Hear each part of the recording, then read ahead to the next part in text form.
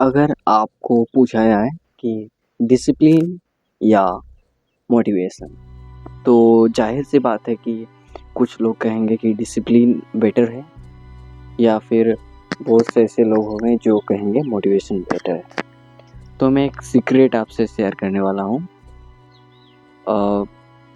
जो भी आज तक बिलियनियर्स, यानी कि जो भी आज तक सक्सेसफुल बन पाए हैं, वो लोग मोटिवेशन की वजह से नहीं बन पाए।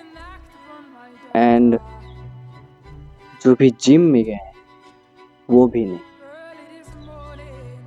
अगर आप मोटिवेशन के बदले डिसिप्लिन को मास्टर कर लेते हो तो तुम सक्सेस के रास्ते पर चल रहे हो। ऐसा हम नहीं, पूरे मिलियनियर और भी जो लोग सक्सेसफुल बन पाए हैं वो लोग कहते हैं। अब चॉइस तुम्हारा है।